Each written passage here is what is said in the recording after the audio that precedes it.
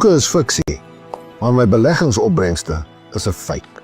Maak seker jou aftrede word nie 'n thriller nie. Praat met Brenkhurst.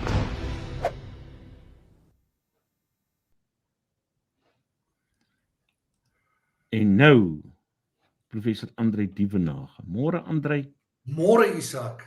Ekskuus, daar was lyk my toe nou 'n probleem met daai skakel gewees, maar die tweede keer toe kom hy daaraan deur. Hier is jy môre en baie welkom by ons program. Kom ons val sommer dadelik weg. André, ek wil met jou gesels oor die Madlanga kommissie en die politieke impak daarvan. En ek doen dit spesifiek in die lig van Nathi Mthethwa se dood.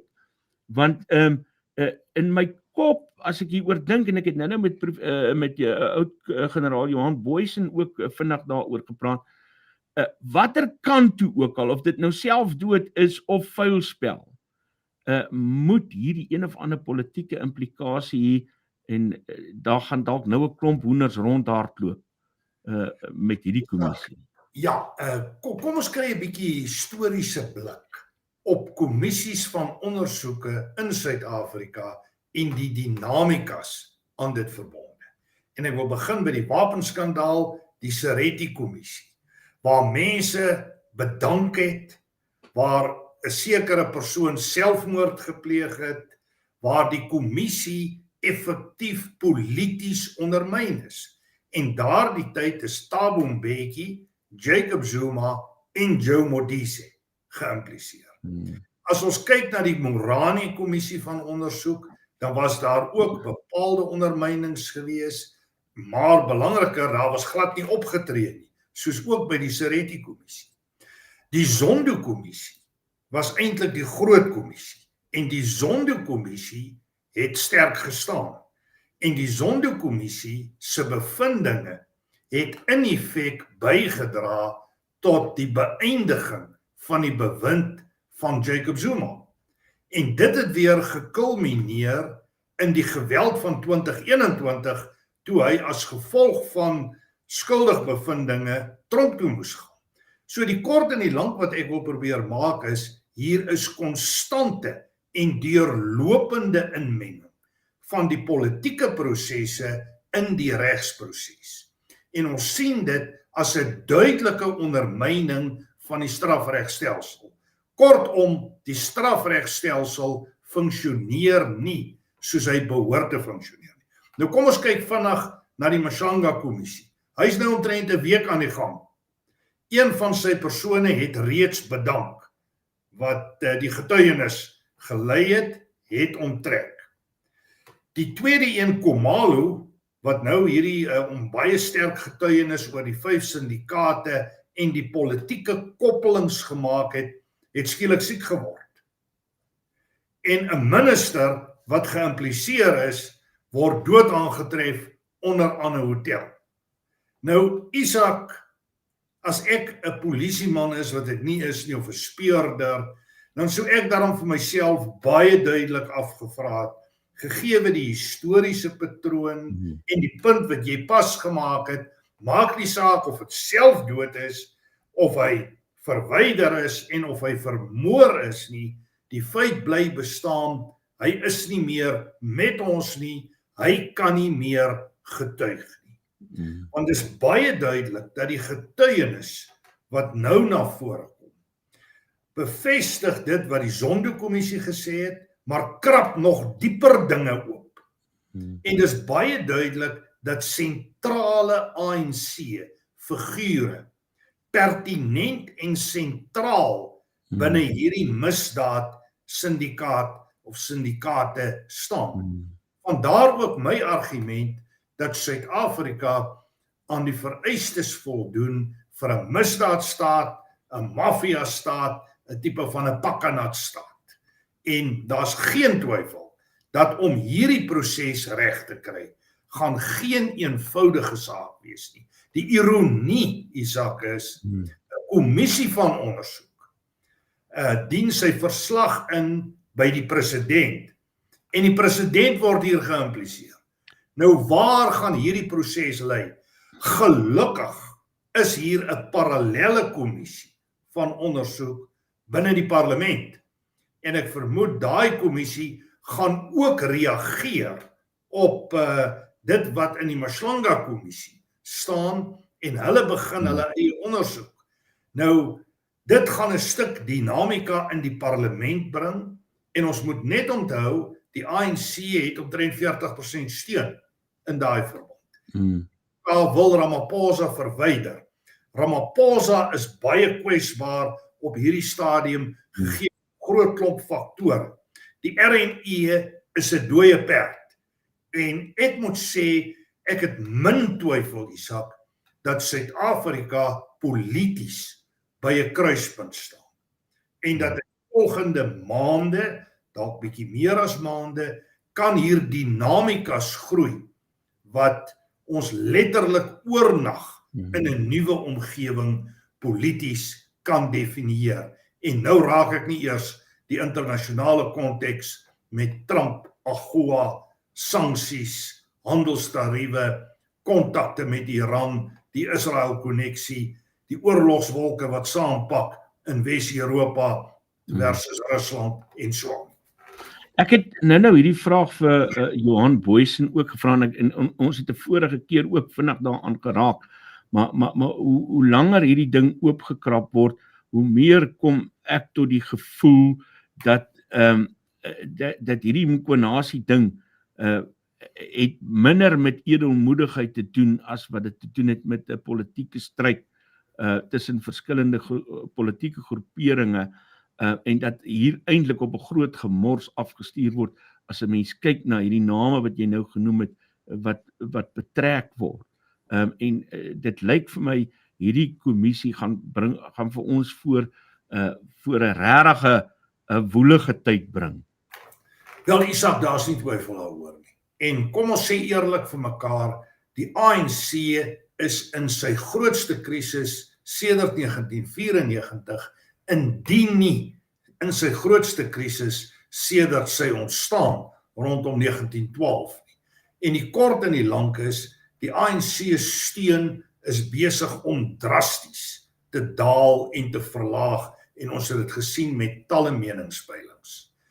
Tweedens, kan ons duidelik sien dat die leierskap van die ANC uiters swak is.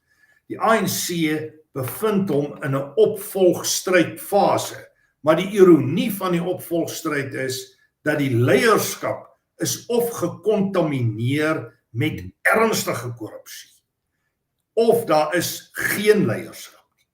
En die Mkonazi, kom ons noem dit nou maar blootleggings, jy kan dit aantuigings noem, maar baie van hierdie goed is gesubstansieer, kan hierdie hele proses verder ooprak.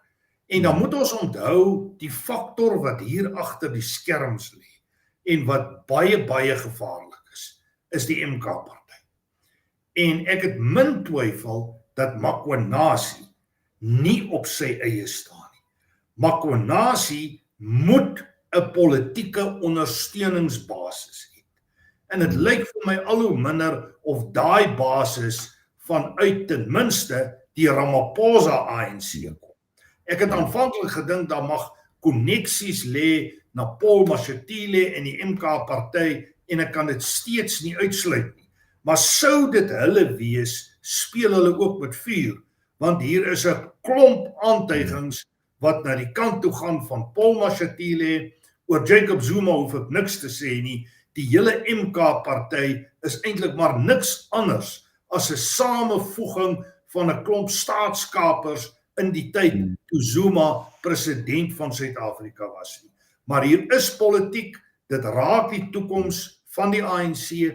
Dit mag so ver gaan as 'n poging van die MK-party en leiers om die ANC oor te neem en eintlik 'n tipe van 'n nuwe vorm van ANC daar te stel met die oog op die plaaslike en die 2029 verkiesing.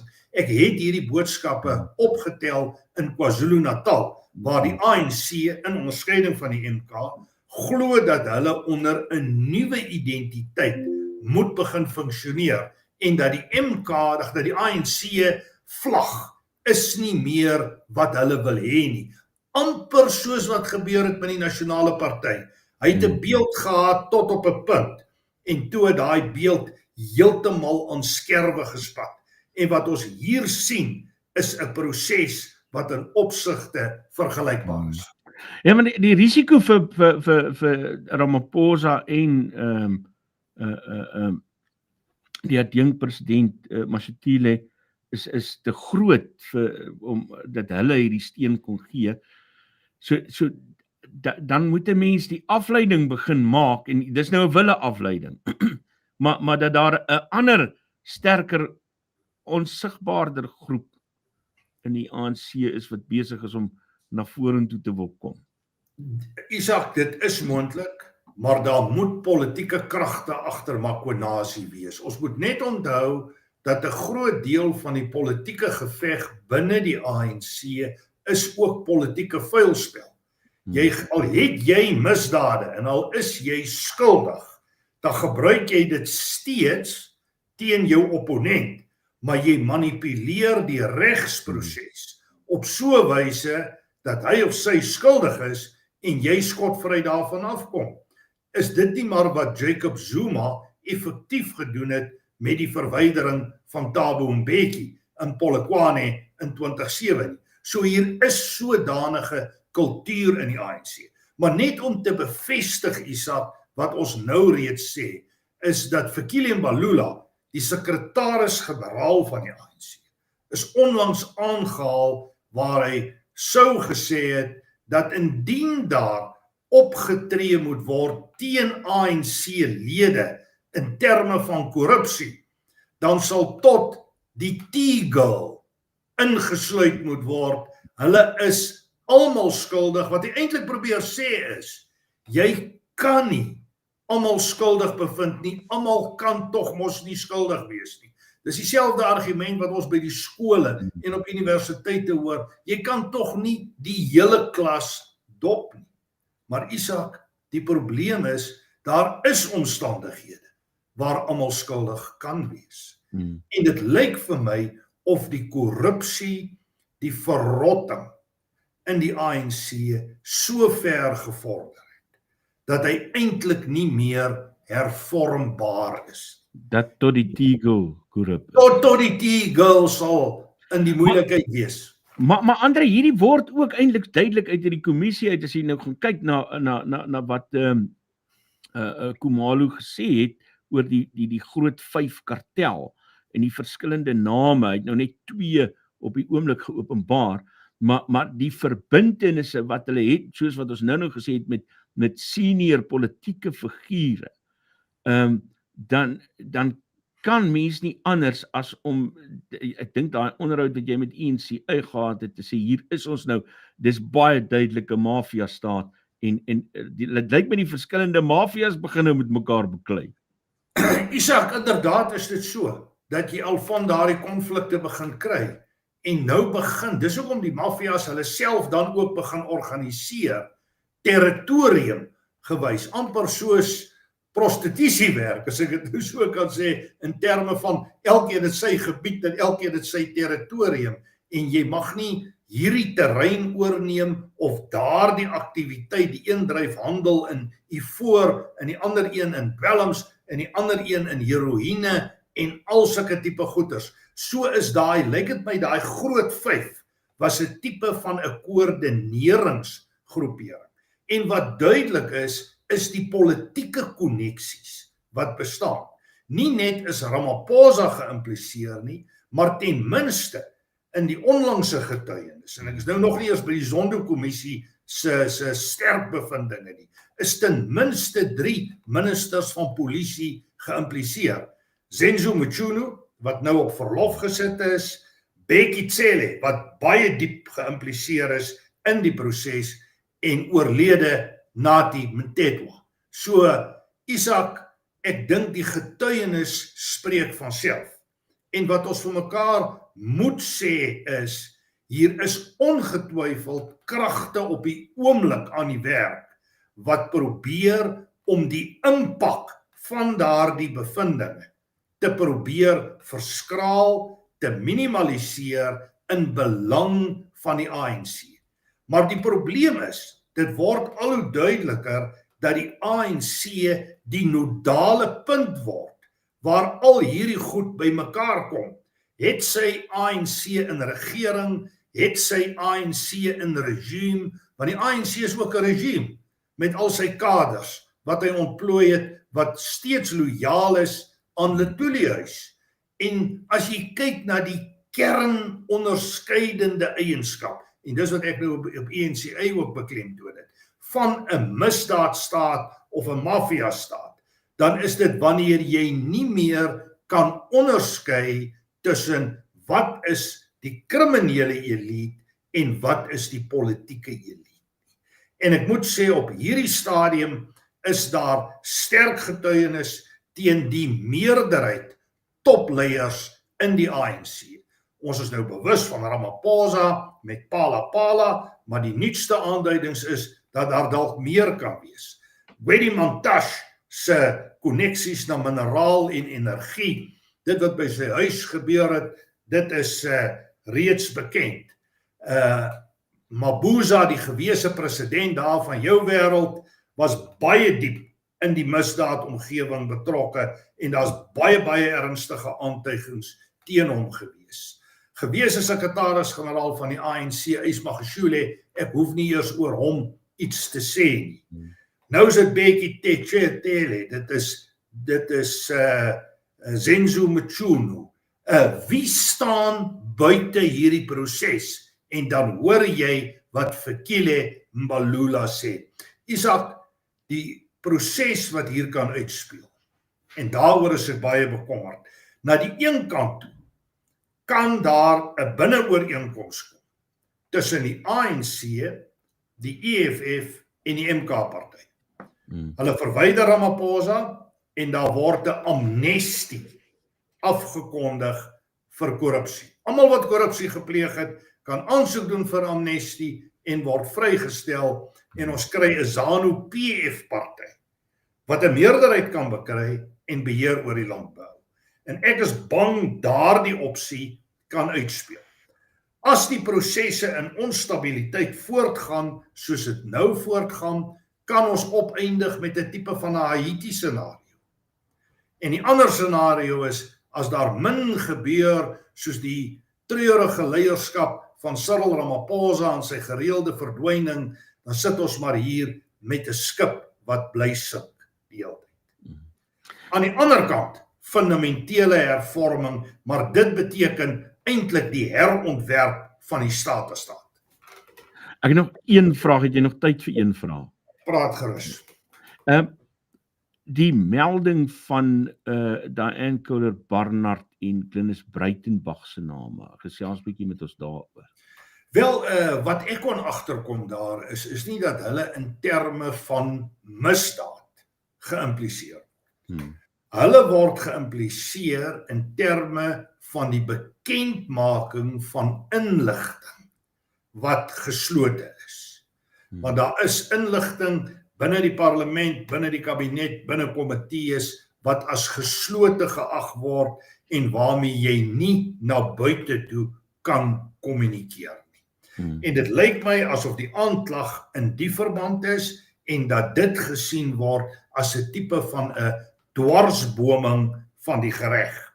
Die argument wat ek van besonder Diane Kohler-Barnard gelees het, is dat dit wat sy gesê het, buitendien reeds in die media was. En ek moet ook sê, as daar konsekwent op die vlak gehandel word, dan gaan daar geweldig baie politici op die vlak geïmpliseer word. Maar nou het ons met die Whitfield saak gesien hoe president Ramaphosa optree, letterlik soos George Orwell se boek ook sê, all are equal, but some are more equal than others. So jy sal groot korrupsie, wanpraktyke miskyk, maar 'n ou wat probeer aansoek doen het om op partykoste buiteland toe te gaan, vir hom fire jy en jy haal hom uit die proses en omtrent soos ek ook verstaan, daar op die oomblik ondersoeke is na diegene wat buite die ANC regeringsverband na die FSA toe gaan om hulle te ondersoek vir hoogverraad of 'n tipe van in gevaar stel van die nasionale belang van die land. So dis baie duidelik dat hierdie regering die lang mes in het vir solidariteit, vir Afriforum, vir wit politiek. En dit beklemtoon maar weer eens wat ek in Engels kan noem the racial divide in Suid-Afrika. Dit het sterk gestaan, dit staan steeds sterk en dit is steeds 'n sleutelmoment en komponent waarom ons politiek bedryf. Professor André Dievenage, Noordwes Universiteit, baie dankie. Lekker gewees om met jou te gesels. Dankie Isak. Groetnis. Dankie. En dit, liewe kykenaar van Stroom op Nuuspot, is die einde van vandag se program. Ek sien julle vanmiddag weer met die 5 warm stories wat ons hierdie week mee begin het. Die programmetjie, vanmiddag se program, sal dan die laaste van die week wees. Ons gaan nie Vrydag dit doen nie. Ek wil daarom Wildtuin toe kan gaan ook. So, ons sal dit Maandag tot Donderdag doen. Dit lyk tog of dit goeie byval vind.